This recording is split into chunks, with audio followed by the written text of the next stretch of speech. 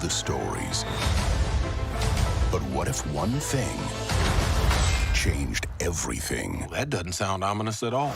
On August 11th, expect the unexpected. It cannot be. Let's be honest, we've been through weirder. And ask yourself the question, what if? It appears we have a common enemy. I guess I have to freestyle then. Streaming August 11th, only on Disney+. Yeah, peace. I love peace. I'd be out of a job with peace.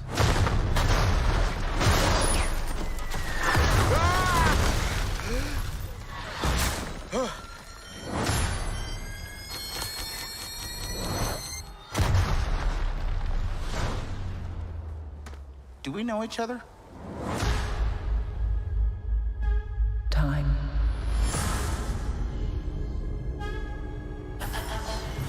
Reality.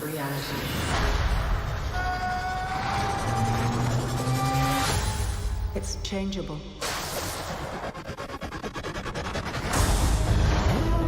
Where you want to be? That's the question, isn't it? Every universe is different. Each one unique. Slow down a little bit. There's a few people in the room that don't understand. Not me, I get it.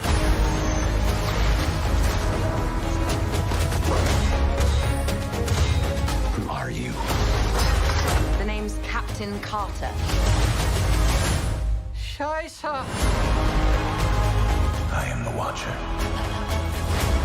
I observe all that transpires here. But I do not, cannot, will not interfere. I guess I have to freestyle then.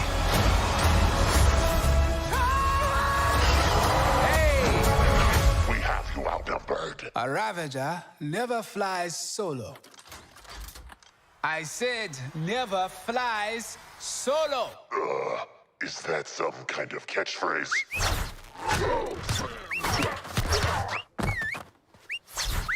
You had me worried for a second. Journey to face the unknown and ponder the question.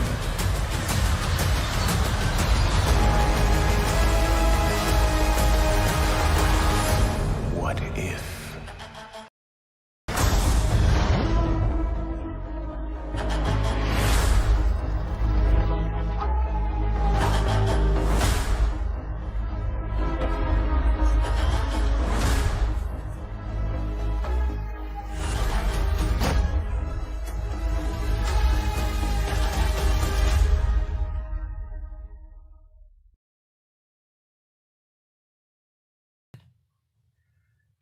And wait.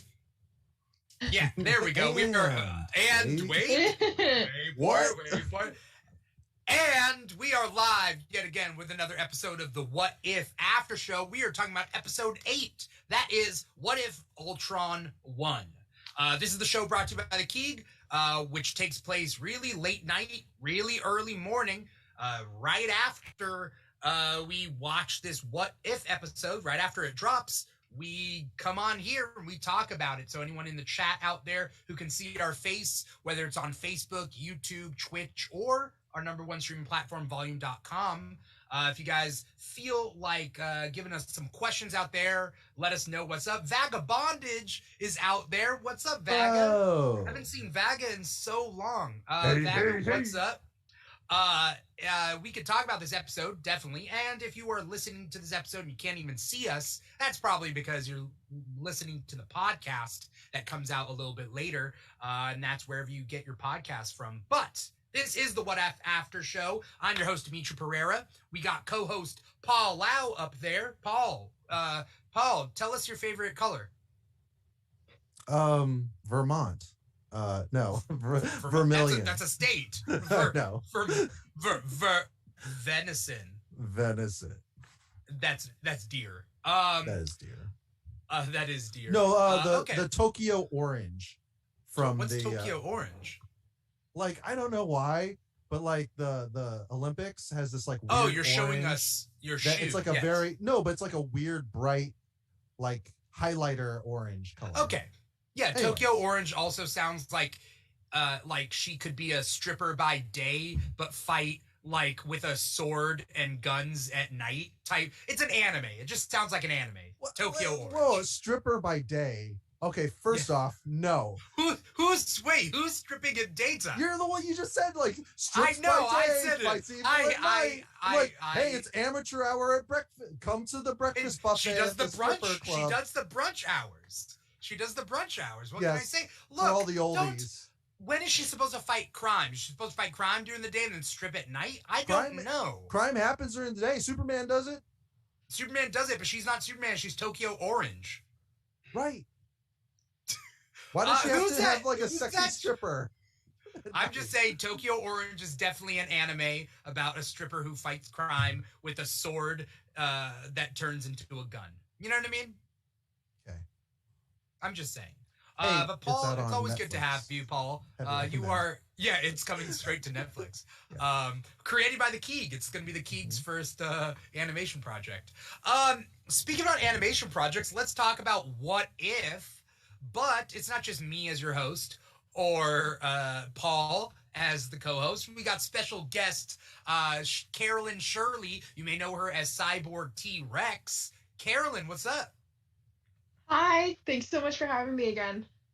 Yeah, you've been on the Instagram live chat with us. You've been on the Keeg back, and now you are up late at night talking about strippers that fight crime. Vagabondage in the comments says it's Japanese stripperella, and yes, in a way, it's Japanese stripperella.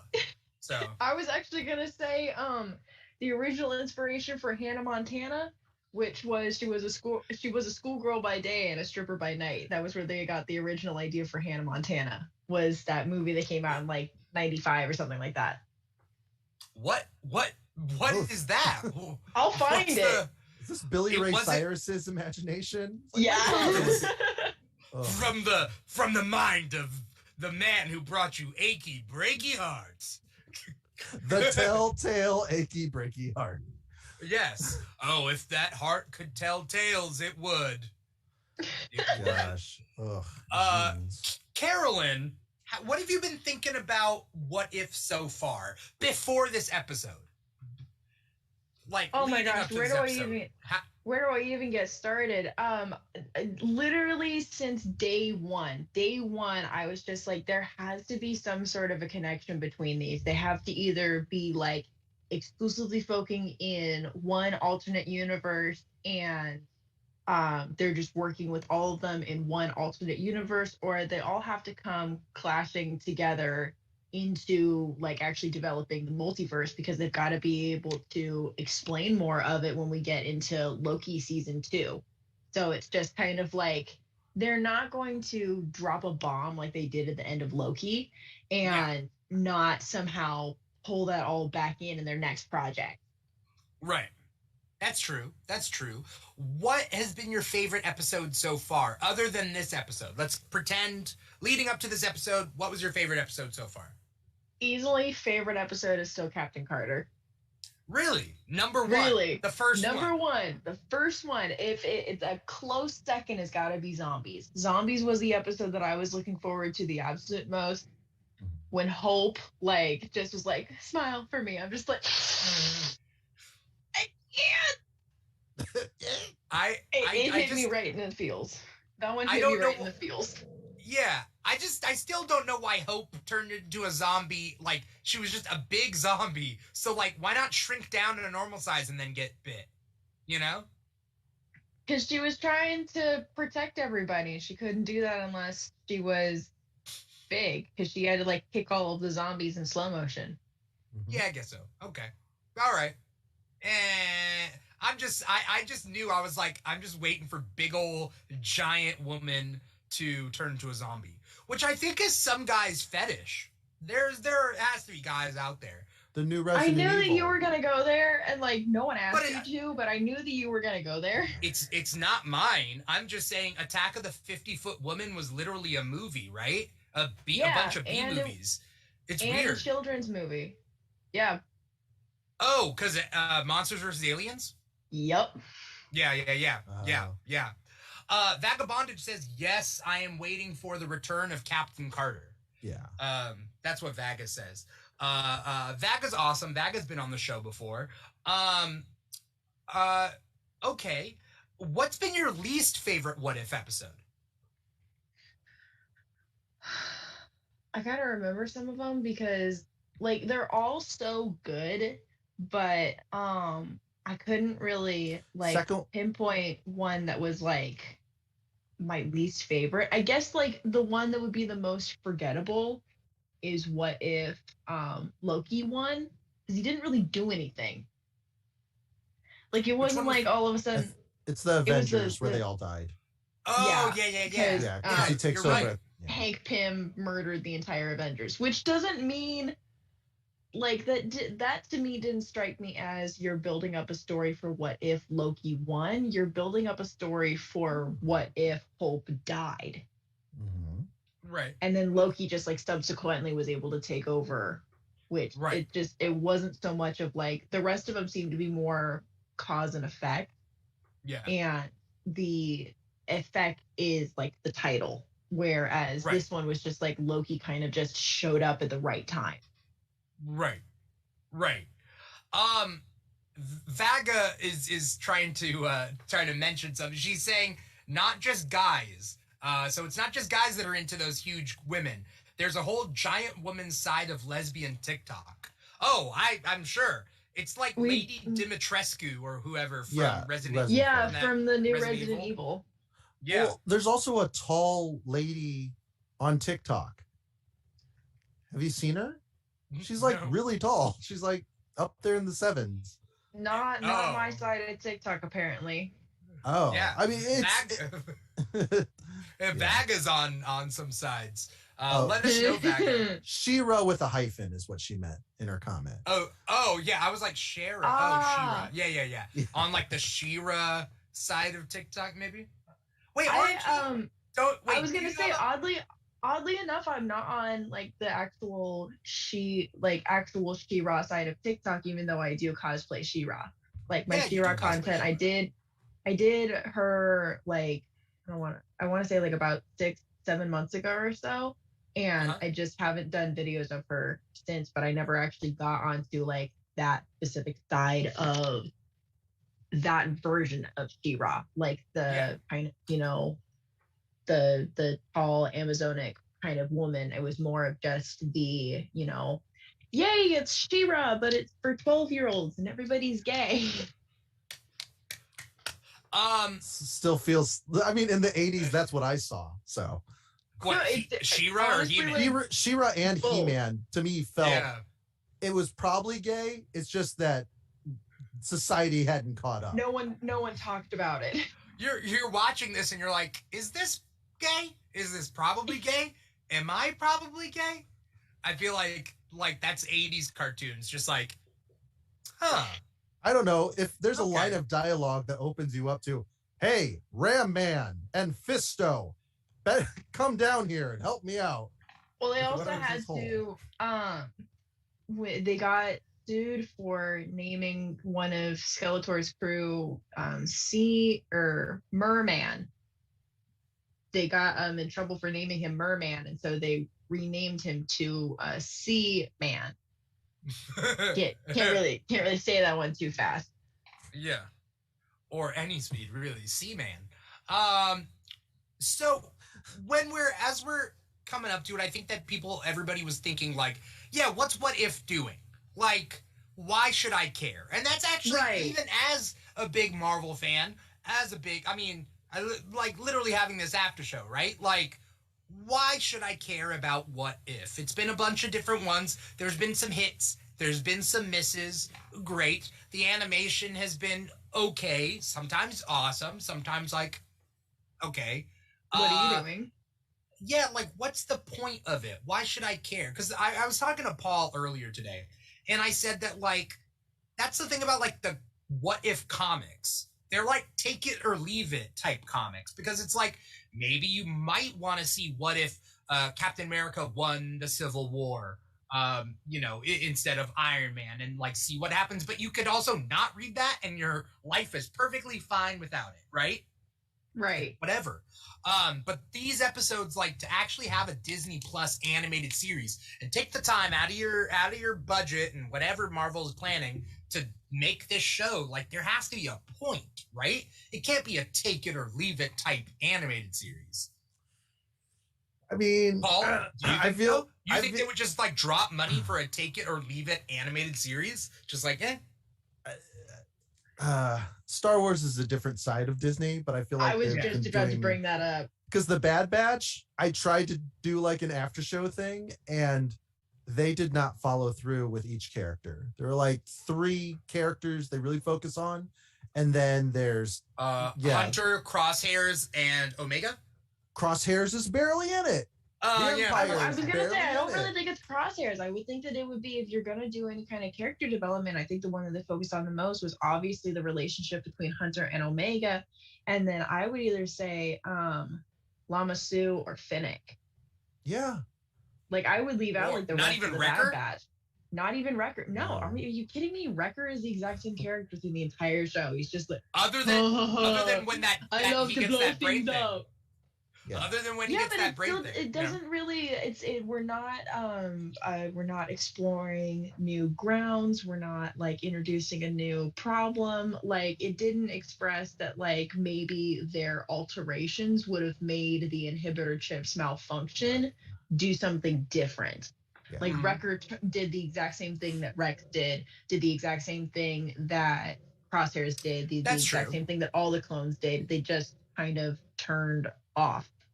And then there's a big reveal at the end of the series with Crosshairs. Yeah. This is now a Bad Batch after show. Welcome, everybody. No. What I'm trying to say is, well, yes, you're right. You guys are right. Like, sometimes Star Wars is take it or leave it. Like Resistance. I never watched Star Wars Resistance. Rebels. No. After Rebels. It was called Resistance. They made another one? Yeah. Oh my gosh. It's the ones where they're flying. Yeah.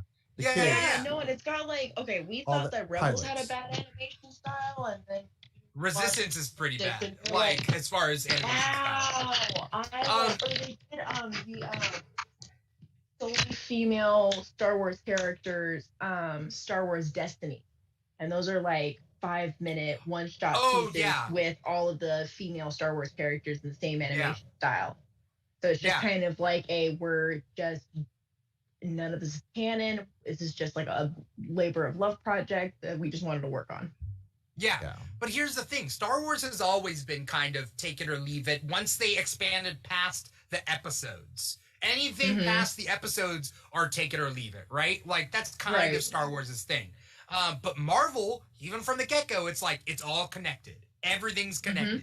And that's kind of Marvel's thing. So for Marvel to say, like, hey, here's an animated series. It's our first official animated series. Here it is. And it's not connected. I didn't buy it. I was like, why should I care about this? Maybe there's going to be a payoff. And that, I think, is something that we get in this episode. Vaga brings up a point from Disney's perspective. Each of these shows bring in the possibility of new subscribers, which they do, definitely.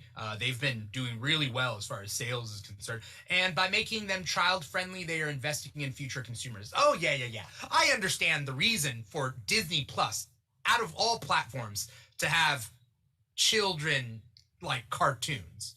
That being said, this What If isn't necessarily a children's show. By any means. What happened to Thanos? I was gonna say let's get into this. Well, I was gonna say between what happened to Thanos today and then what happened to Doctor Strange a couple weeks ago. Not to mention the entire zombie episode. Like, this is definitely not a child-friendly show by any means. This is we're delivering the same kind of like PG-13 or TV-14 level kind of content that you would get in a traditional MCU movie.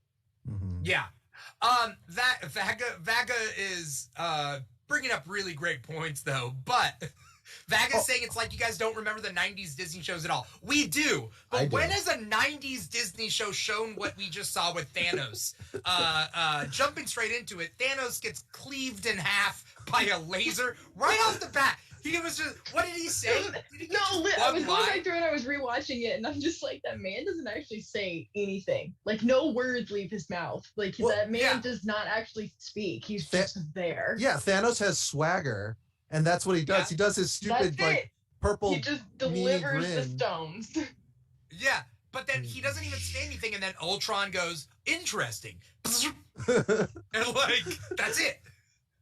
So one thing that I did want to, like, Mufasa died. I know Mufasa. Oh, sorry. Vaga says Mufasa, but Mufasa dies. In a movie. How traumatizing. Let's just give our imaginations a thing. If Scar was like, "Here's a laser. Let's laser Mufasa in half."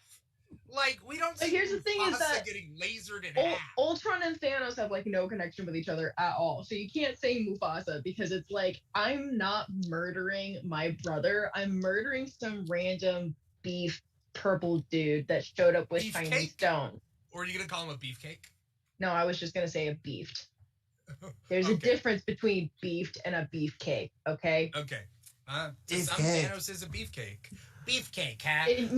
Maybe in your opinion, but then again, apparently you also like really tall women. So what if zombie? Whoa! I'm not on that side of TikTok, but I'm not shaming anyone who is. Also, yes, I am into tall women, but I'm also into shorter women. I don't care. Either way. So someone can use a ladder. I do not care. We got ladders for a reason. Vaga says, so compare it to the competition for kids' attention these days, like Transformers. Yeah. I mean, okay, so What If isn't like supremely violent or anything. It isn't invincible, right? Like, we're good. We're fine. No one's traumatized. Throwing Mark Grayson literally through people in a subway, like, as people just unless you want to talk about him. that scene where Doctor Strange is like all of the different demons at once. Oh, yeah. Like if you just like turned on the TV and just that was the first thing that you saw, I feel like there would definitely be some children that would be traumatized by like multi-dimensional Doctor Strange. Yeah, but I'm pretty sure like if I was a kid, I'd be afraid of the Watcher because I would feel like the Watcher is watching me right now. Like, what if he's like, what if he's watching me right now? You know, like kids are going to get traumatized from anything. I think it's just noticeable difference and actually building like a relationship with the show. Because if I just saw the Watcher, no context, I'd be like, bald baby guy with glowing eyes. Bald baby guy, yeah. Yeah. Well, I mean, again, no context. But if like with what you're saying, it's like, dude, he keeps just watching. You're not Santa Claus. What the fuck? Yeah. It turns out this is actually Santa Claus. Yeah, Vaga says Santa Claus reports to the Watcher. Yeah. Right. So I'm gonna be honest. This is one of my favorite episodes. My favorite episode still T'Challa Star-Lord. That's still my favorite. But this one, maybe I like this one a lot because it finally gets to the point, right? Mm-hmm. We start off this episode where we're in the snow. That's all we know. And we see a motorcycle and we see Hawkeye with a robot arm shooting Ultron sentries and then Black Widow like biking through it all and whatever. And we see a lot of cool moves and we'll play the game in a little bit where I ask Carolyn who was the actual actors back for this episode and who were the voice like the alternate voice actors. We're gonna play that game, see if we can if Carolyn can get it right. But we see Black Widow. We see no cheating. We see Black Widow and Hawkeye, and then we see a lot of Ultron stuff, and then we get that whole story where what happened? Well, you know, Ultron won, right? Ultron launches the nukes. Everybody. Yeah. Yeah. Also, those two, I don't know. They got a lot of plot armor. I have to say. Oh, you're saying they were too OP in this? Yeah, just he's got a robot arm, and it's kind of like weird, and it's just super available. Don't get me wrong. There's precedent. We have Winter Soldier, so the one arm cyborg technology's there. I don't know.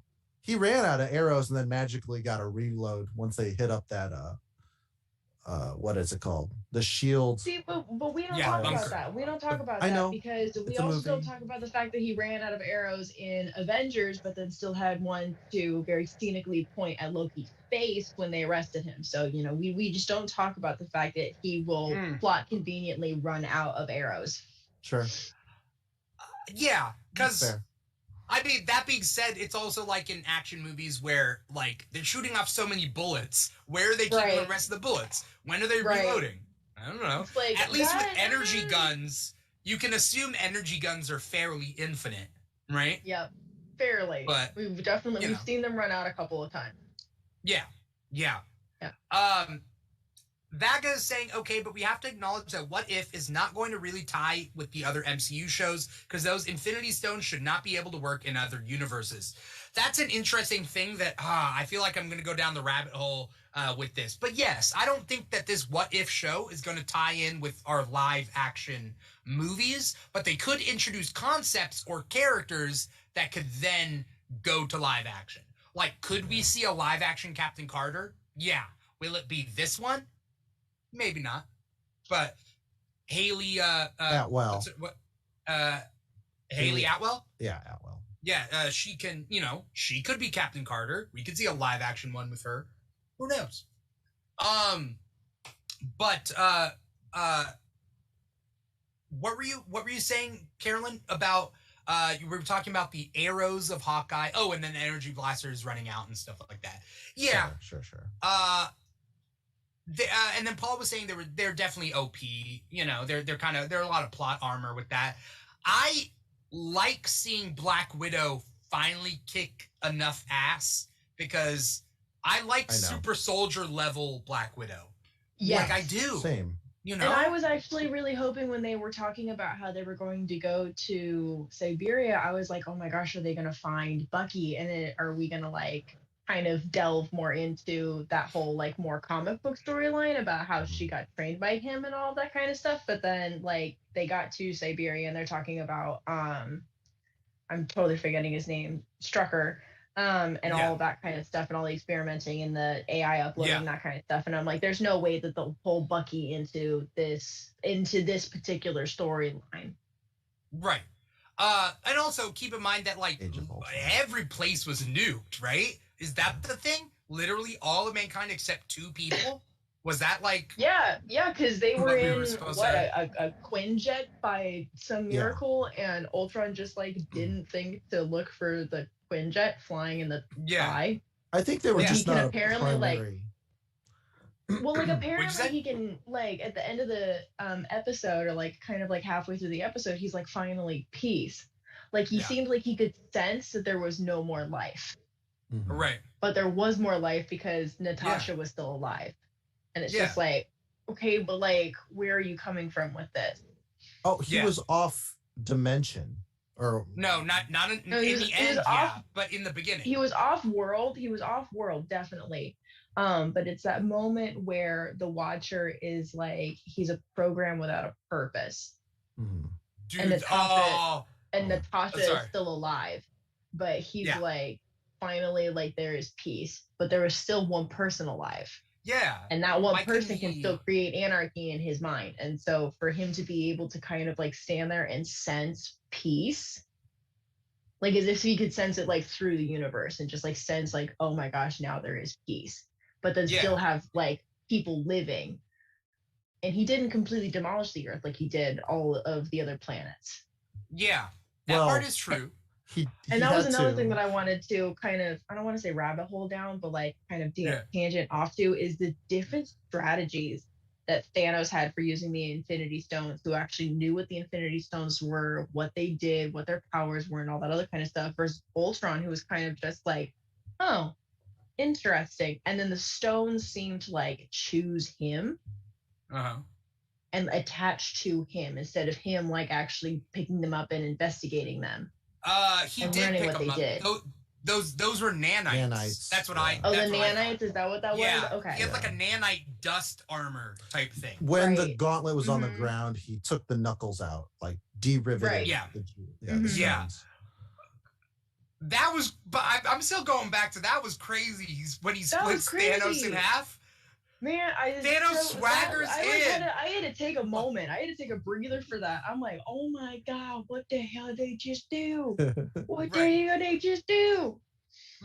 And then of course you have to bring Captain Marvel in, and there was like a split moment where I'm like, maybe she'll kick his ass. And then I'm like, they wouldn't do that. She's OP, but she's not that OP. And so when he was like, you got spirit, and I'm just like, kick her ass. Oh no. I weirdly enough, okay, because it takes place on Xandar. You wanted. What was I saying? Sorry, nope, go ahead. Okay. Xandar, and I thought, and I was like, what hit him? I was like, who hit Ultron? And I was like, could it be Nova? The superhero Nova? And I was like, could this be the first time they're going to show? Because they would use the middle of a What If episode to introduce a brand new character. I don't know. I was like, whatever. But then, I mean, obviously it wasn't, and it makes sense that it wasn't. I'm just saying, to me, in my head, I was like, the only person, like, boom, on Xandar could have been Nova, but it obviously wasn't. It was Captain Marvel. But I'm just saying, it got my hopes up for it. You don't have that color of crayon in your box of crayons to use. Because, like... What, Marvel doesn't? Yeah, the Nova Corps in general. Because what really sucks for me is, like, the order that I would introduce things in.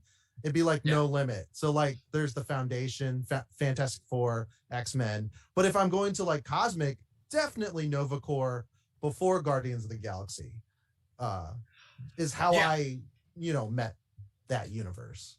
We got a new comment from a new person named Lust on YouTube. Lust, if you want to click subscribe, I would love to answer that question and tie that in with what Vaga was saying. Basically, Vaga was saying if we have to acknowledge that, What If is not going to tie with the MCU shows, those Infinity Stones should not be able to work in other universes.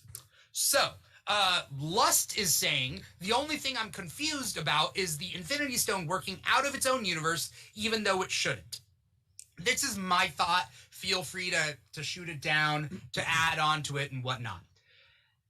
We are thinking about the Marvel multiverse as everything Marvel has ever created is in the same multiverse, but rather Marvel can have multiple multiverses, each with different rules. There can be the MCU multiverse. There's definitely the comic multiverse that we know from the comics that we've seen time and time and time again. And even though those are like a multiverse can be infinite, yet not be in the same multiverse as like another multiverse. You get what I mean? So the rules that we know could be different depending on where it is. So we know that in the comics, the Infinity Gauntlet won't work in a universe that it wasn't from. So we know that in the comics, and that's in the Marvel multiverse, like the comics. From the Reed Richards, Reed Richards, it happens in Infinity Wars, the recent one that was like in 2017 or so. But then we also deal with the Infinity Stones not working in the TVA, right? And we know that those don't work. That being said, is the TVA part of multiverse, or is it outside of time? Why is it not working? I don't know. And then Vaga's saying you stated the What If series is part of the MCU multiverse. I mean, I think it is part of the MCU multiverse, but like, I guess. But where in the MCU multiverse have we said that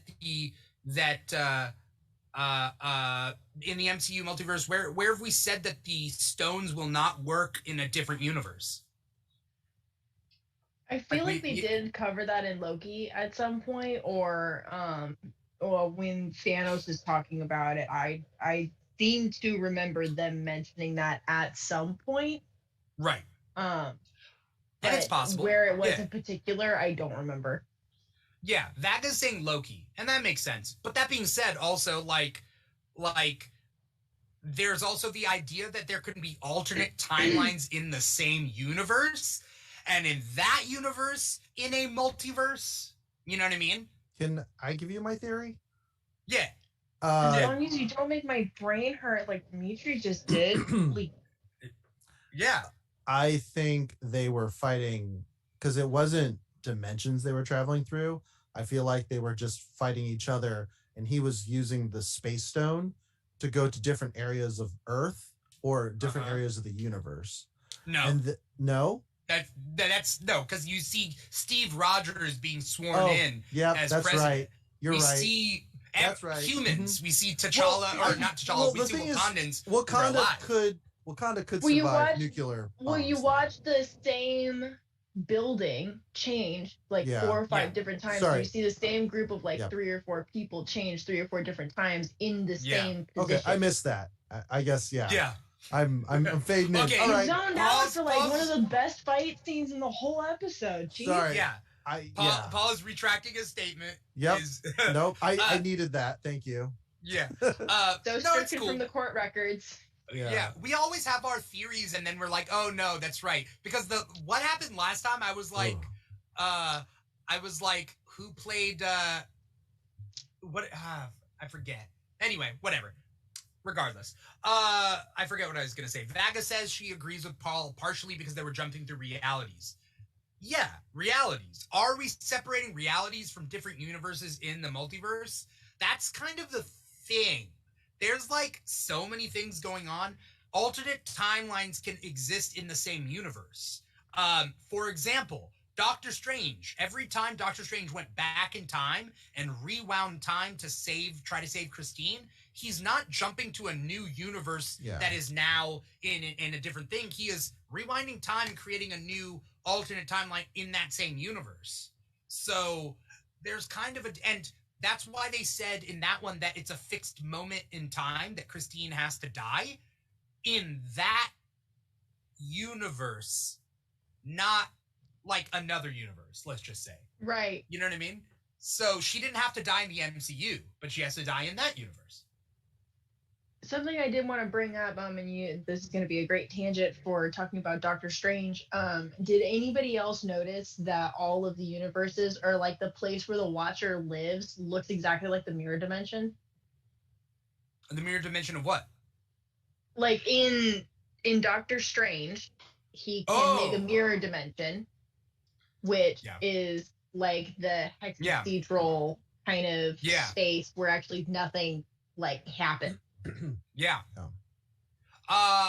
It's possible. I think it's more of a matter of them reusing a mirror motif.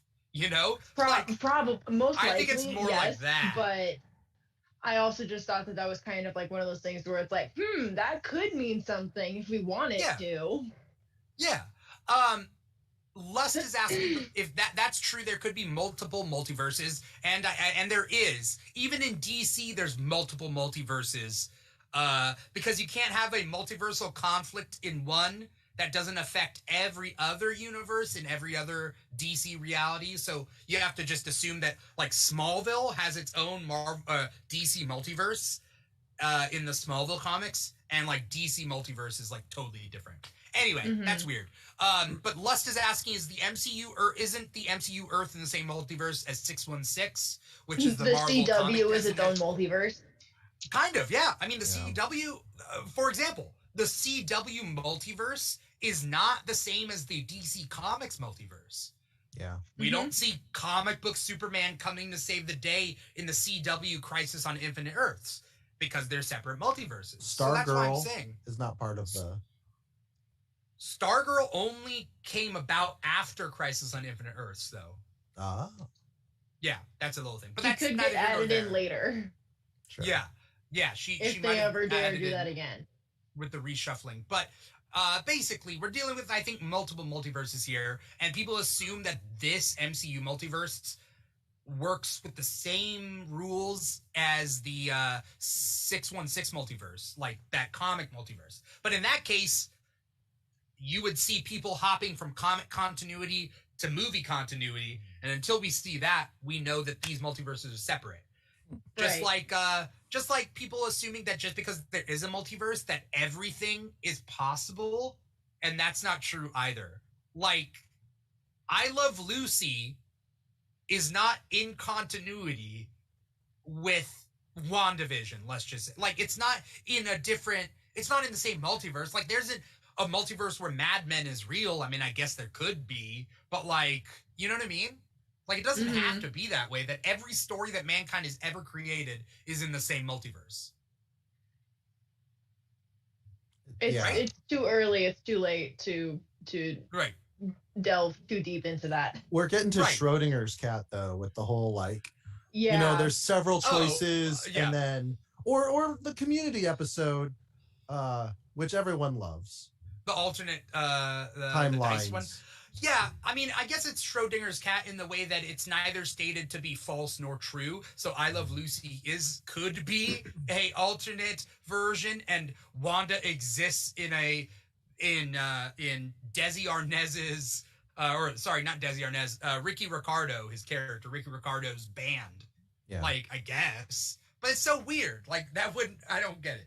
Anyway, the multiverse is all sorts of fucked up, and Carolyn's right. It is way too late, but there's alternate timelines, and there's time travel, and there's like dimensions, because there's like where Dormammu is not like an alternate universe. It's like a dimension, right? It's like, and there's that mirror dimension, and you're right, like, about bringing up that the Watcher is in a mirror dimension, but it's kind of a different mirror dimension, right? Yeah. It does seem like it is a different dimension than the ones that like the Sorcerer Supreme can create.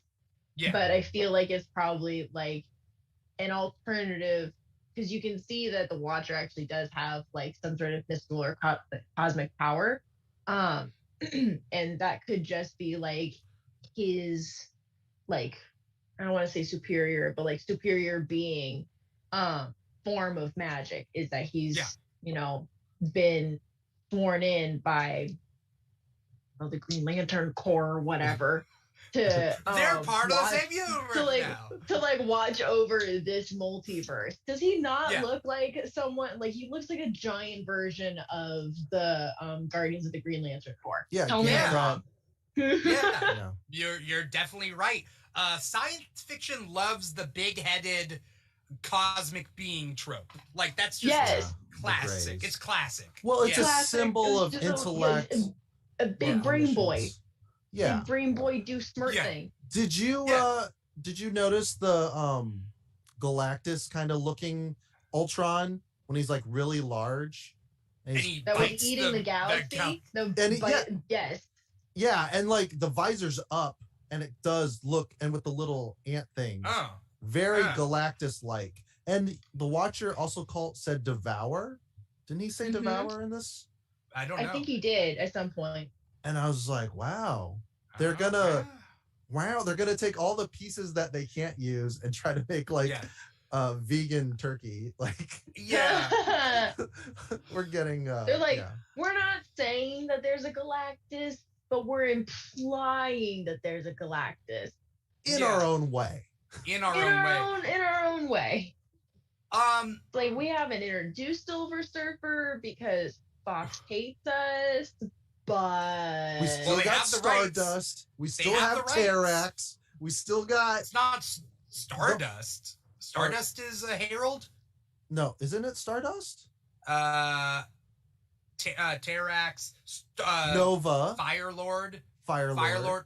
It's not Nova. It's Frankie Ray Nova, right? Something like that. Oh, okay. I just called her Nova. Oh. Yeah. Because she's Anyway, the point being is, what is the point? What is the point of all this? Oh, let's get back to the episode. Yeah. Let's get back to the episode. Galactus, cool. But we see a Watcher beatdown, right? Like Ultron versus the Watcher. Watcher went like Goku on Ultron. Yes. He armored up. It was like, literally fight. Like I did not grow up watching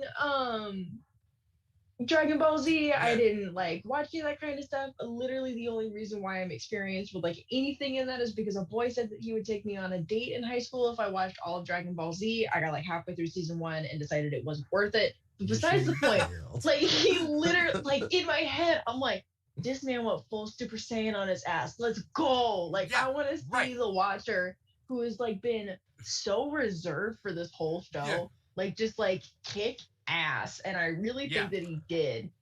for some of it. Did you notice that he was reflecting the attacks in his own version? Yes. So, yeah. Yeah. It's nice to show the Watcher, because I thought that Watcher was gonna get his ass beat. Like, I thought once Ultron got into that mirror dimension thing, like it was gonna be all over. Like that the Watcher is just like a fat baby, you know? It reminded me of like Charlie Brown when he eats shit from kicking the football. Like, I feel so bad. This poor big-headed person that just just passive. I don't want no trouble, and then trouble's a coming. I'm interested to see if they're gonna discuss his oath a little bit more. Because I'm interested to see like who is he upholding that to? Yeah. Like, is he upholding it to? Oh my gosh, I'm totally forgetting the name of the guy, but the guy at the end of time they introduced in Loki. Like, that's who I'm thinking. He who his remains. oath to. Yes, he who remains. Yeah, like that kind of stuff. Like, just like people that are kind of functioning outside of time get together for coffee every millennia, and like just discuss. All right, you guys, here's what we're gonna do for the next century. Wait, Watcher, you still keeping an eye on everybody in that multiverse? Did you see? I made an oath. Did you see Vagabondage's remark? No way, man. Watchers are all powerful. And I'm like, so the Watchers are doing No Nut November.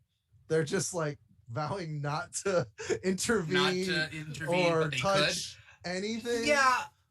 The Watchers aren't all powerful because we've seen the Watchers die on multiple occasions. Like in the comics at least. Oh, this is me and my fallacy. I brought up the fallacy of like trying to adhere comic book knowledge and comic book rules to this, and like could be definitely wrong. I'm just saying that the Watchers aren't all powerful, and I was trying to think of this. There's a difference. Well, between we've already seen that the Watchers aren't all powerful because Ultron kicked his ass and then had to ask like interdimensional Doctor Who for help. Doctor Who? Yep, I'm sticking with it. I realized what I did there, and I'm sticking with it. Doctor Strange, who was stuck in his own universal prison bubble. Technically speaking, it's actually Armani. It's Sorcerer Armani. Sorcerer Armani? That's it. That's what it is. Yeah. What's Sorcerer Armani? No, that's what they call him at the beginning of the episode. He runs into oh my gosh, I keep thinking that his name's like Daniel or something like that, but it's not. But in the Doctor Strange that he's wearing one, he's like, you're very oddly dressed for an adventurer, and he's like, it's Armani, and he's like, well, welcome, Mr. Armani, and he's like, no, it's Strange. He's like, no stranger than any other name, and so he just calls him Sorcerer Armani. Yeah. Who calls him Sorcerer Armani? I'm totally. Oh, what's his name? The guy. The tribal guy with the cool pale tattoos that guards the library of Agamotto. Oben. There we go. Little known. We didn't talk about this on the show, but in the comics, Oben is Cagliostro. So honestly, in the show they were like, anybody needed to say that. Like, it was kind of just obvious. Well, he said he wasn't. He was like, "Are you?" And he's like, "Nah." Classic Yoda move. Oh, of course, like a full-on Yoda vibes. You know, I'm looking for this great Jedi Master named Yoda. Who is Yoda? Yoda, not far is Yoda. Yeah. Oben was like, nah, man, nah, I ain't him. Like that's a little. I don't know that man. No, but he definitely had like a Yoda way of saying it. He was like, Hey, no. hey, Obeng. I gotta ask you a question, Obeng. Are you Cagliostro? No, man, but that Cagliostro guy looks cool. He sounds cool. He gets with the ladies though, but that's not me. But he sounds like a Mac Daddy. That's probably what Obeng. We're getting into Aquafina territory, so yeah, I don't know what's going on here. What am I doing? What are we doing? So what was I saying? So the Watcher does get beat in the end, but I mean it's a pretty prolonged fight. Like he holds his own until Ultron's just like, what more can I do? Yes, become bigger than the galaxy and eat the galaxy. Become a god. Yes. serve my Yes. purpose. I have to ask you guys exactly. a question. What is scarier, zombies or Ultron robots? I'm going to pose that to you guys. I want anyone who's listening to this, anyone who's watching this, let us know. What is scarier, Ultron robots or zombies? Only if I get the same power that all the heroes who survived in the zombieverse, it would be less scary, is a complete indifference to seeing my friends dead and then me killing them. Because that seems to be like, yeah, it's cool. I got Sharon No, they Carter totally all over do. me. Yeah. You know? But otherwise, zombies are covered in Sharon. Yeah. But otherwise, zombies would be scary because of our link to other people. But if you so I hate would most actually people- argue against that in the fact that they would not be as scary because the Ultron robots fall into the uncanny valley for me, and there's no humanity in them to begin with, and so seeing something that is dead walking around, there's still like a little glint of humanity in them. As opposed to because dude, the Ultron that originally spoke at the beginning of Age of Ultron, he's like, there are no strings on me, kind of thing. That shit freaked me the fuck out. Yeah. Oh my gosh, that scared me. And like I said at the beginning of this, I mean, the zombie movie was the one that I was looking forward to the most. So it just kind of goes back to that, like the Ultrons really fall into the uncanny valley for me of just like, they're not human enough. And it's just a little too terrifying to me. I think the machinery. Sorry? Oh, it's What did you just say? they're cold, efficient machines. You know. Yeah, no, I mean, even when they're working, like if you go back to my very first introduction to them was Earth's Mightiest Heroes, the Avengers, and it was like a 2008, 2013, you already know what I'm talking about. TV show where they are originally created by Hank Pym for the box or for the big house as like psych wards. And I'm like, even then, even as a kid, I'm like, how? Look, Ultron's design is hilarious because Hank Pym's like, look, guys, it's an ant. And it's just like the face of like a red scarecrow or Satan. Terrifying.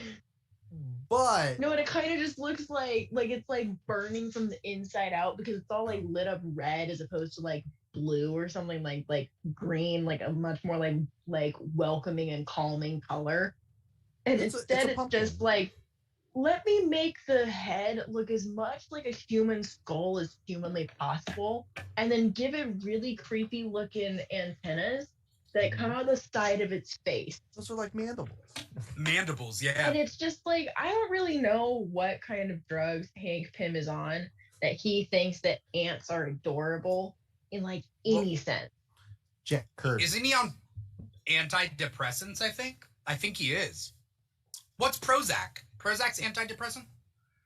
No clue. That's an upper, yeah. I don't know. Yeah. He might be sleep deprived though. And he's having a little bit. Also, too, he's not the it's an smartest, antidepressant. right? Also, a man that like blowed off Dan for as long as he did in that TV show. Like, I don't want to like get too far off on that show as a rabbit trail, but like that man took like 2 whole seasons to get his act together for a girl that was literally like throwing herself all over him, wearing a freaking strapless dress, and using his tech to go kick bad guys' butts. And was still like. I think he had other things to worry about, but I mean, whatever. I get it. Hank Pym in the comics has a lot of problems, one of which is like depression and I think bipolar disorder. But no, Hank Pym is very smart. He was, for a short time, designated Scientist Supreme, while Doctor Strange is Sorcerer Supreme. Hank Pym was Scientist Supreme for a little bit.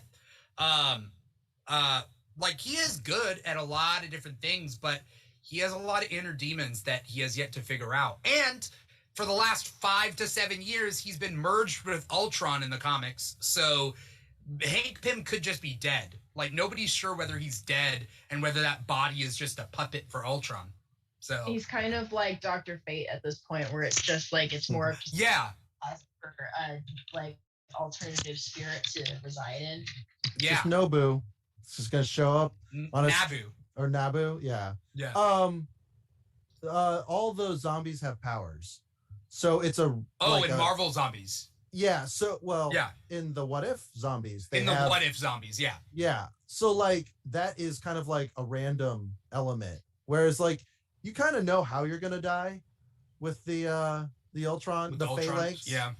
Ultron. Yeah, kind of, yeah. You know, yeah, you're just terrifying swarms of demonic-looking robots. Which can we talk about that like super like Sistine Chapel level kind of imagery when Hawkeye dies? Of just, I mean, like literally, it literally looks like a prophetic character with the angelic light coming off them, literally like diving down into the depths of hell. That was pretty epic. Demonic looking creatures, like as a swarm, just like up it's at him, and it was one of the most profound. I actually had to pause the episode, just like take it in from like an artistic standpoint of just like someone spent like a really long, like obviously like the show took a really long time, but they took extra care in designing that scene to look like that. Yeah, reverse Warrior too. It was awesome. I also think the animation was just better in this episode. Did you guys notice that? Like, I feel like it played a heck of a lot better to what was going on in this story, as opposed to because like half the people that are in the show aren't human. Right. And so there's a lot more of that. Like, Ultron doesn't need to look like he's got humanistic features because he doesn't. And so you can have it be a little bit more clunky in the way that hair moves, that lips move, that like eye contact is made, like that like body language is portrayed, because you don't need as much of it, because most of it was either fighting or robots, which already don't have a very like organic way of moving. And I think that's probably one of the reasons why the zombie episode also works so well in that animation style as well, is because the zombies don't have a very like humanistic way of moving, and you can do it more of like a animation stop motion kind of way, as opposed to actually needing like one fluid motion. Yeah. So I think that's a lot of the reason why people aren't a big fan of this animation style, is just because it's a little bit too clunky to get invested in. Yeah, but I do think that the animation quality, like, we'd have to put it side by side, but I think even Black Widow and Hawkeye's faces look like they spent like way more time on it in this episode. And it could be the fact that like they were getting just better and better with the show, and just getting into their groove, and like getting the money's coming in, and they got the time, because later episodes have more time. So like, you know, you get there and you're like, you know, if you're one of the girlfriends that's about to be fridged, you don't get, or actually Darcy and what's her face? Jane. Huh? Jane, yeah. Jane Foster, didn't have very like detailed either.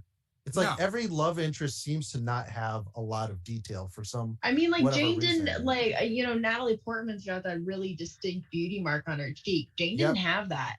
And that to me was like, that was literally the first thing I saw, is like, she doesn't have her thing on her face. What the heck? Well, same with the jawline and her cheekbones. Like, she definitely smiles a little bit lower down. Like, well, they're also all changed. Like, even Tony Stark doesn't look like Robert Downey Jr. But he's detailed. That's the difference. Yeah. He still has like a little bit of shade on his lip and the facial hair. You definitely get and he does have, at least from like an artistic perspective, he does have the same nose structure, the same eye shapes, the same head shape, the same way that he's got his hair styled, all that kind of stuff. So it is like, oh, that's Robert Downey Jr.'s version of Tony Stark. Like, you could sit there and you could look at it like that. Right. Or you can look at Clint from this episode and be like, oh, that is Endgame's version of I'm totally forgetting his name. Jeremy Renner's version of Hawkeye, as opposed to like the comic book version of Hawkeye. Yeah. Oh, yeah. I know they're going for the Marvel, the MCU version. But I would say that the nose is the biggest one that stands out. It's not Robert Downey Jr.'s nose. I'll say that. That's all I... Because it has a point and it's not rounded. I think so. That might be it. I'm not sure. I'd have to take another look. The Thor only child Thor is only definitely child not. Thor.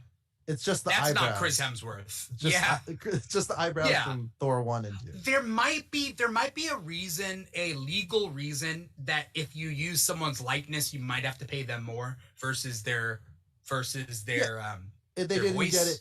They didn't get it in perpetuity, as Shang-Chi actor said.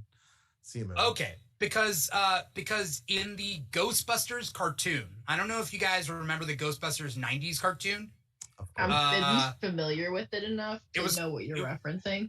It was called the Real Ghostbusters, and there was Extreme Ghostbusters later. But I'm talking about Real Ghostbusters. If you take the character designs for Real Ghostbusters, they look nothing like the movie actors, like Bill Murray and Dan Aykroyd, because they had to create new models because they didn't have the rights to those actors' faces.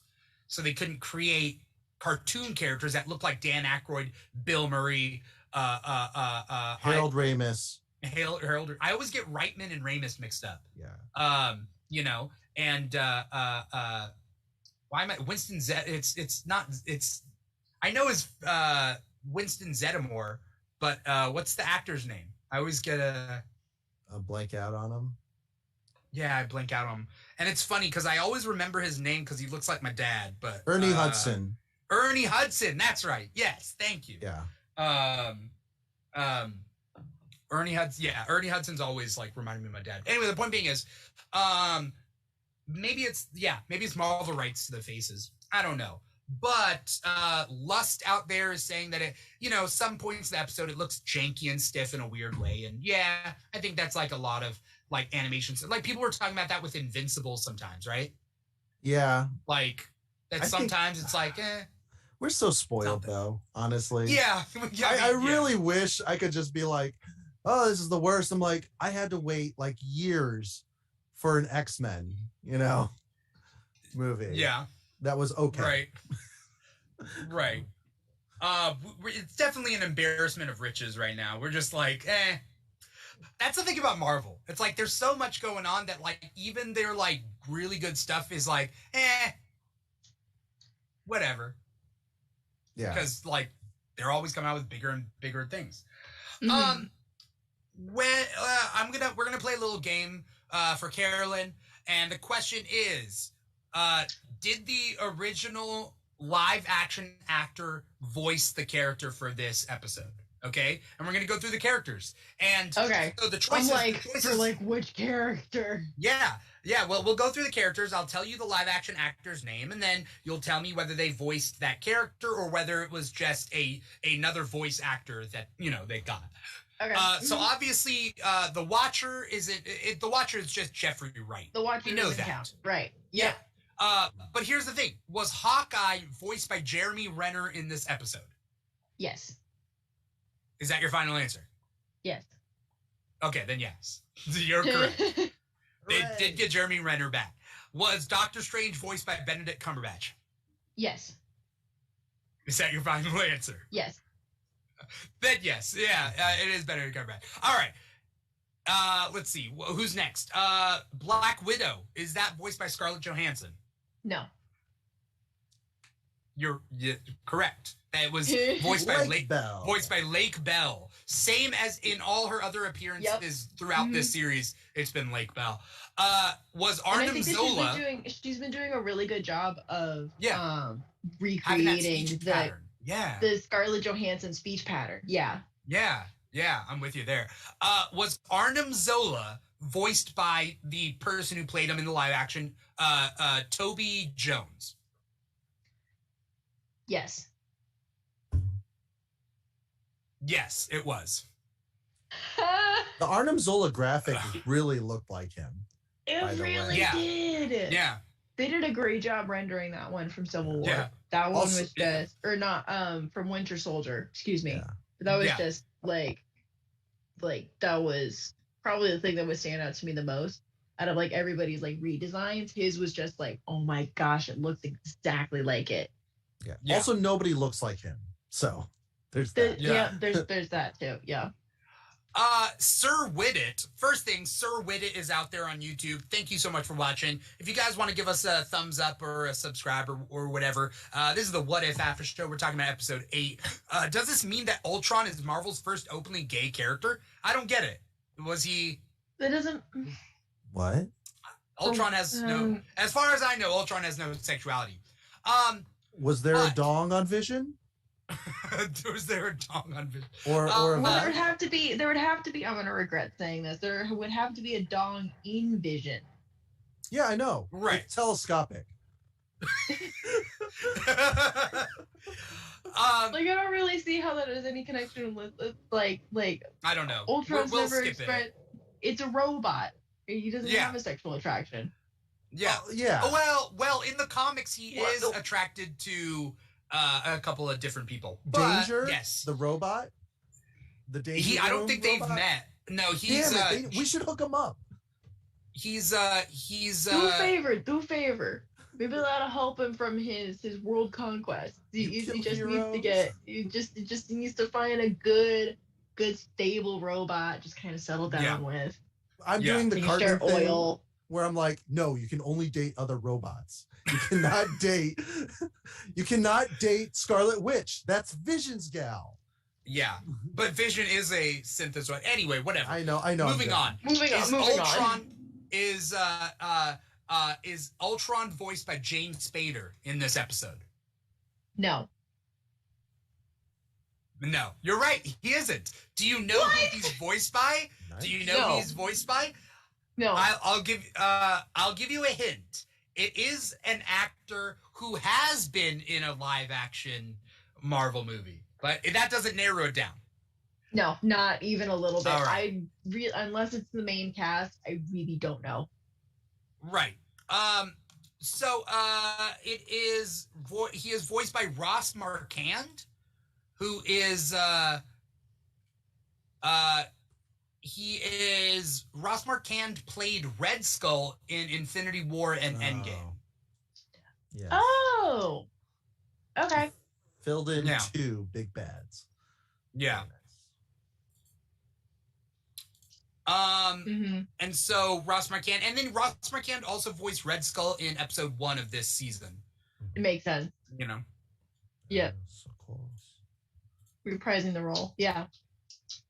Yeah.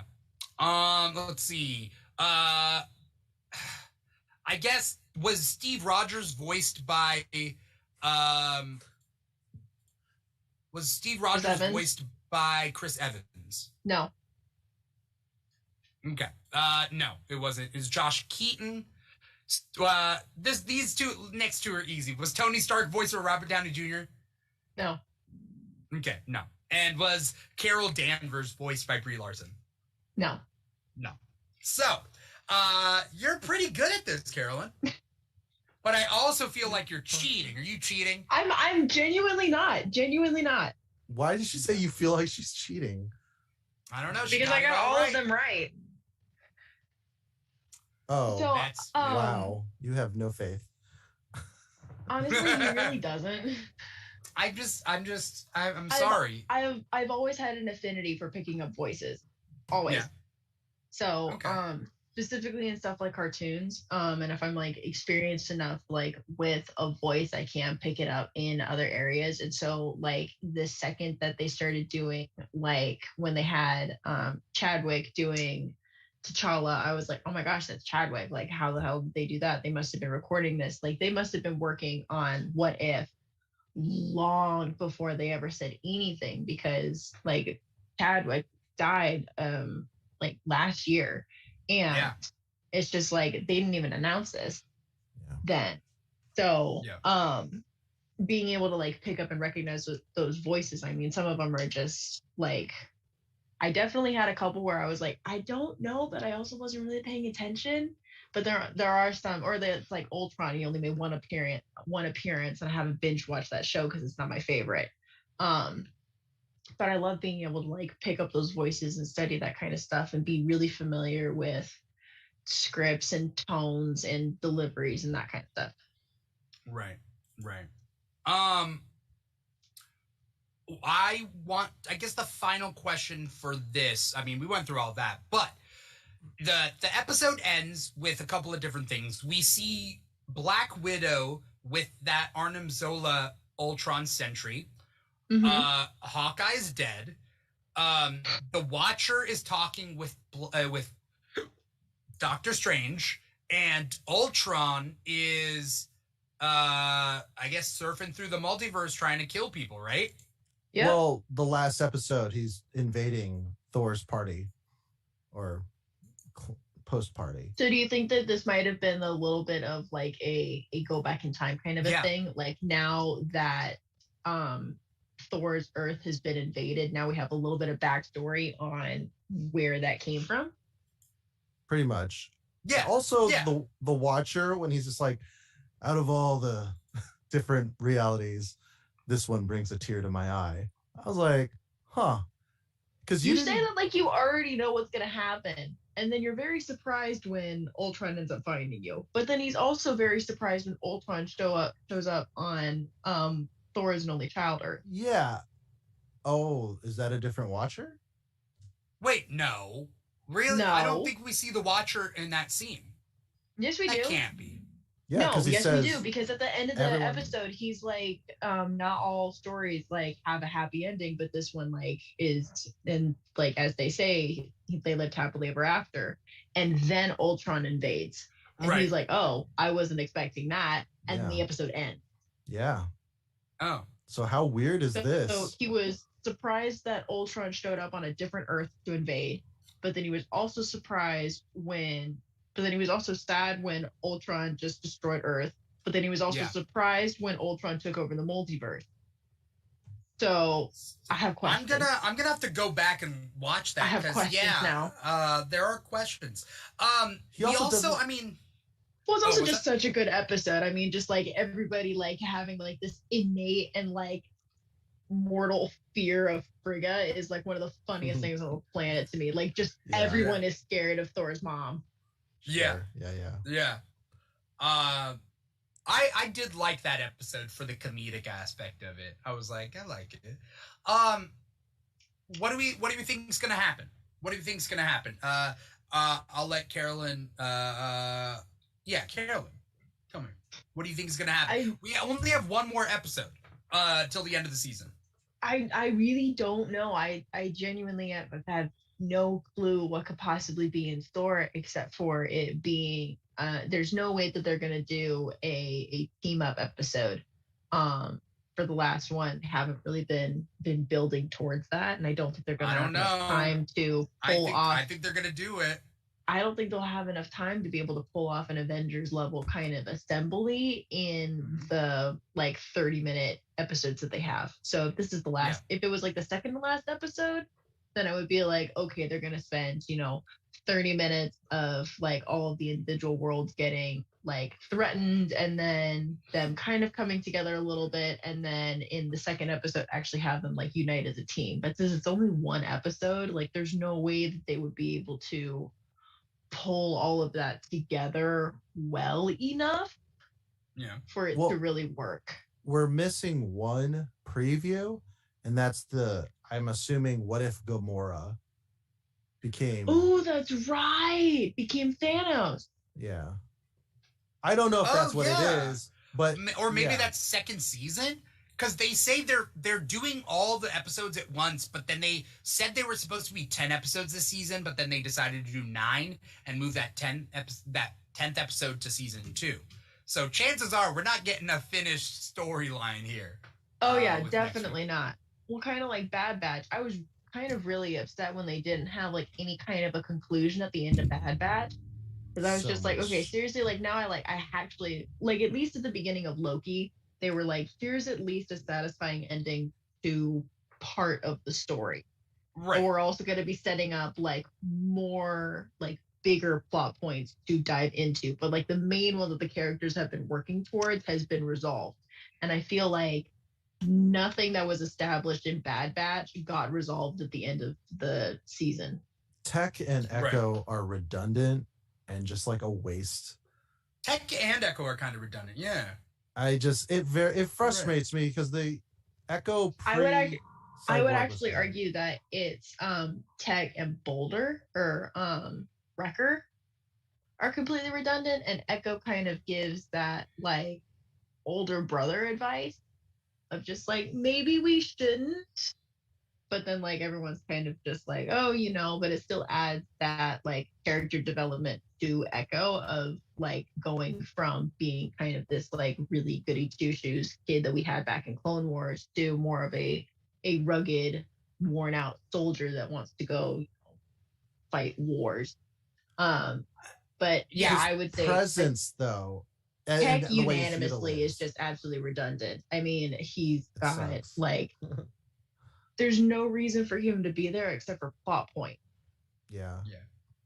But that's a separate show. Yeah, that is a separate show. Yeah, sorry, we're not talking about that. We're not talking about that. Yeah. It's like people listening to the podcast are like, wait, are they talking about Bad Batch again? And it's like, yeah, we're talking about Bad Batch. No, it's just so much fat I feel on like that they show. all kind of like they line up so well for them to be talked about in different platforms at the same time, because you could talk about What If, and you could talk about Loki, and you could talk about Bad Batch, you could talk about WandaVision, like all kind of in the same conversation, not only because they were released at the same time, but because they cover a lot of the same like introduction of new characters and thicker storylines to build up to something bigger kind of theme.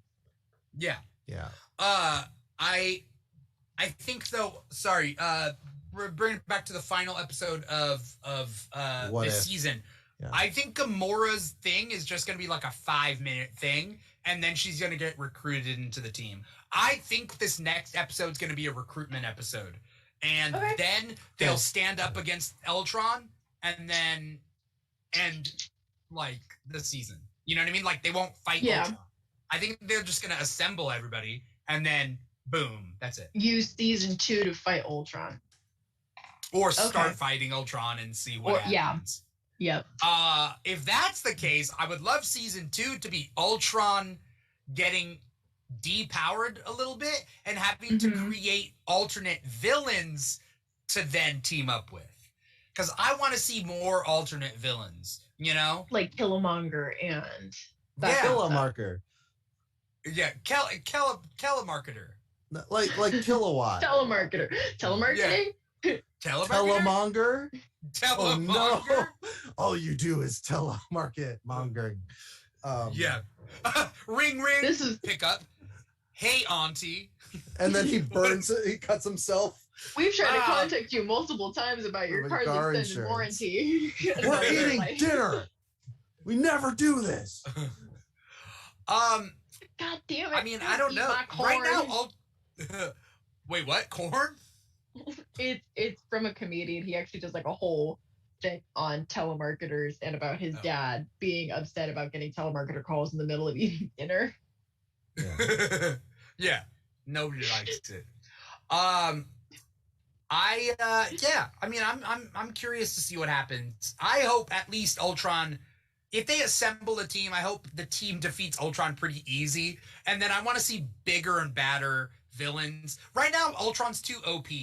To be honest, I don't know what's going to happen. I don't think a team's going to be able to beat him very easily. Well, I mean, like the Avengers kind of struggled to beat him, like just in general. I mean, like Ultron was a very formidable opponent just by himself, and adding on the Infinity Gauntlet. I mean, you're taking the combined effort of the entire Avengers, the entire MCU universe over 3 movies to defeat 2 of like the most formidable villains in the MCU that we've already discussed. So it's just kind of like, hey, you're taking literally the power of the universe and giving it to a practically indestructible synthezoid and merging it together. I mean, just like that takes OP to the next level.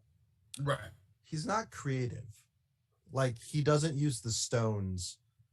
He doesn't use the snap. No, he goes individually to each world and then like kind of nukes each one of them individually.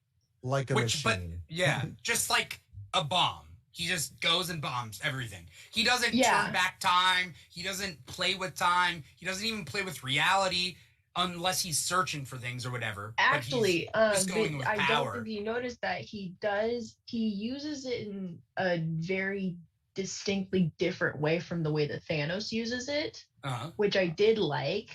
Them like showing the difference between the way that Ultron was using it versus Thanos was using it, because like if you just want to focus specifically on the reality stone, Thanos used it incredibly sparingly. I mean, almost never used the reality stone when I think that could have been like one of his biggest allies in really overwhelming everybody, but he already had this like huge army that he already had ready. But Ultron literally uses the reality stone to build his entire army, and then he made his whole spaceship from the reality stone, and then like destroyed an entire planet with the reality stone. Yeah. And so like he never used the snap, never even thought of it. I think that's his mental capacity to process and create things. Because Thanos, when he was fighting the Guardians, was like bubbles, make Drax a bunch of ribbons, like nothing. Very complex movement machines, you know. Yes. Like I feel like all the stuff that Thanos did kind of in a very twisted way had a bit of playfulness to it. Like Mantis became a pile of cubes, or Drax turned ribbons, or like you said, like bubbles and like kind of like cute, mythical, like more playful, childish kind of stuff, which I think plays to how like it's discussed that Thanos was, you know, like hurt as a child and his planet died, and so he's still kind of like this grown child throwing a temper tantrum. I still need to retract it. Power of a Titan. Because he made nowhere, because it was in flames, and he managed to make it look, or the collectors, he managed to make the illusion. But I guess that's not augmenting reality. No, he was using the reality stone.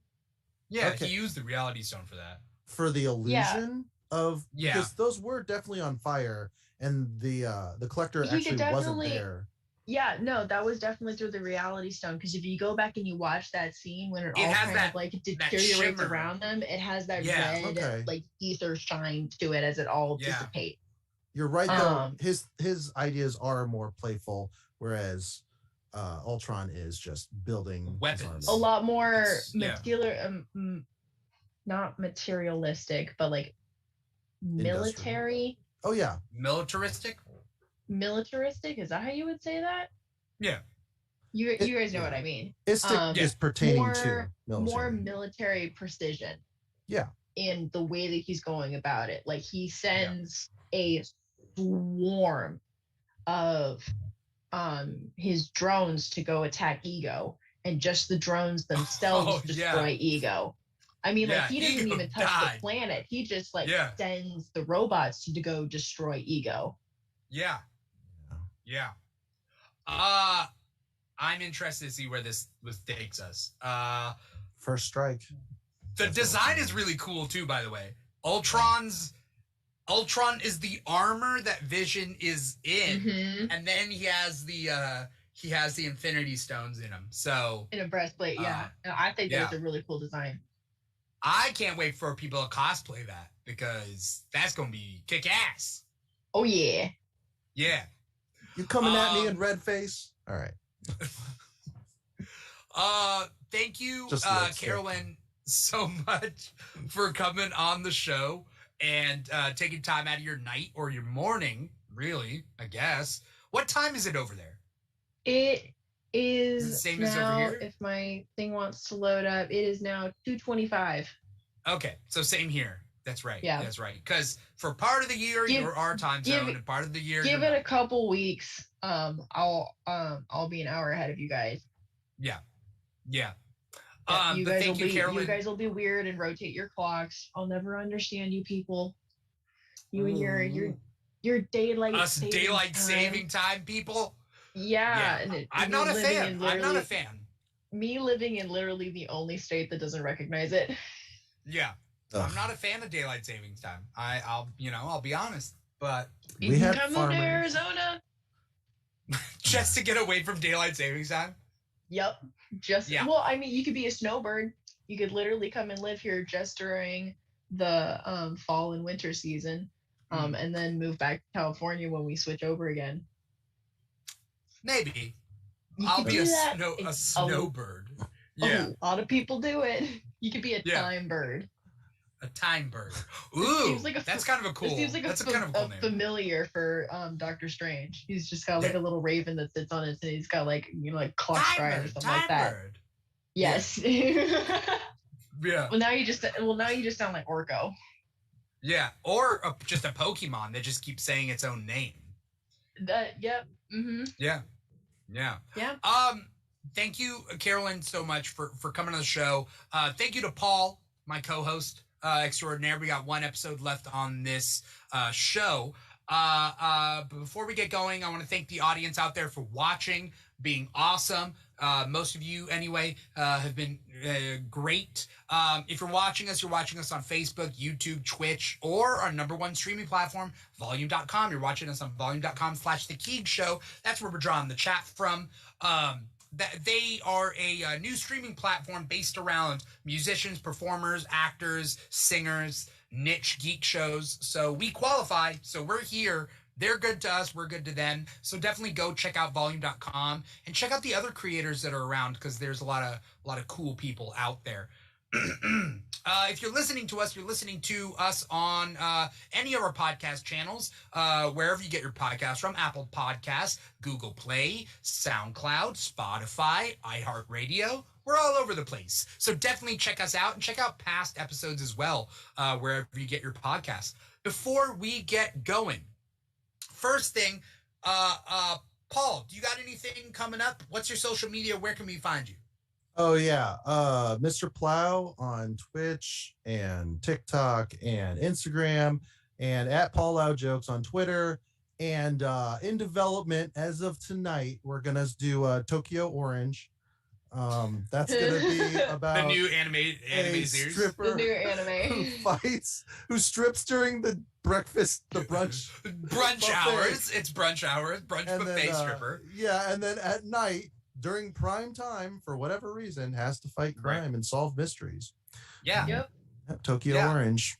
Tokyo Orange. 2024. All right. Yeah. Thank you, Paul, coming to for a being theater near co-host. Yeah. And Carolyn, what is your social media? Where can we find you? Do you have anything coming up? Anything you want to plug? Yeah, I'm Cyborg T-Rex on both Instagram, Ko-Fi, and TikTok. I really don't have a lot coming up here. I will be releasing my new Jessica Rabbit photo shoot though next week. Awesome. Do you have a Roger Rabbit? I currently do not have a Roger Rabbit. What about a baby? Baby Herman? Baby Herman, right? Baby Herman. That's too far into the I never saw the original movie, so. You've never seen the movie? I know. No, it was my grandpa's absolute favorite movie, and I just never ended up seeing it. You have to see it. It's literally a work of art. Like I have been told. They do it. Well, I've seen clips of it. I've watched the Jessica Rabbit bar night scene, and I've seen the clips of it, but I've never actually sat down and watched the whole movie. Gotta watch it. Apparently, I do. We'll figure out some way. Maybe we'll do a scener or something, and we'll watch Roger Rabbit. Do I have to throw my cosplay back on? I have to actually watch the movie in character. I mean, I wouldn't ask that of you, but if you'd like to do that, you could do that. If I volunteer my services that way. I wasn't asking that, but okay.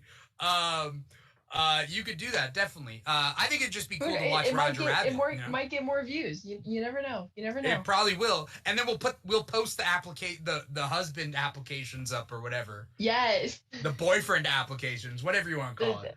They're looking for a wife. You're looking for a boyfriend. I'm looking for a husband. I'm kind of sick of boyfriends at this point. Skip the boyfriend part. Go straight to I'm looking for a man that can actually commit. Yeah. Yeah. Aren't we all, sister? Well, like apparently, like it's like a really hard request or something like that. Like it's like really hard to like ask for someone that gives you, you know, more than the base minimum. So yeah. We're gonna segue into a relationship podcast after this episode, so definitely stay tuned. I'm just joking. Millennials, Zoomers. Shaking your head, just no, I'm not qualified to have that conversation. Oh, call in and let us know. 1-800 the Keeg. First-time thank caller, you, Carolyn. long-time listener. Yeah. Thank you, Carolyn, so much for being on the show. Cyborg T-Rex, everybody. TikTok, Instagram, cyborg.T-Rex. And then Paul is Mr. Plow on most stuff, so definitely follow Paul. If you want to follow The Keeg on any social media, TikTok and Instagram at The Keeg Show, that's probably where we keep up with everything. We post our schedules and our pictures and like cool stuff, and we ask questions. So definitely follow us. If you can see us, if you can hear us, follow us on TikTok and Instagram at The Keeg Show. And we got a lot of other cool episodes of different shows coming out. On Thursday, we got another episode of Comic Talk where we talk about the week's releases of comics. Well, we got a episode of The Keeg back this Friday with a lot of cool people that you may or may not know from TikTok. So, and then we're going to talk about Venom 2 on Saturday. So we got a whole plethora of things, a cornucopia of sorts of programming from The Keeg. So definitely stay tuned. Thank you guys so much for being on the show. Thank you so much for watching the show. Once again, I'm your host, Dimitri Pereira, and this has been the What If After Show, talking about episode 8. Peace out, everybody.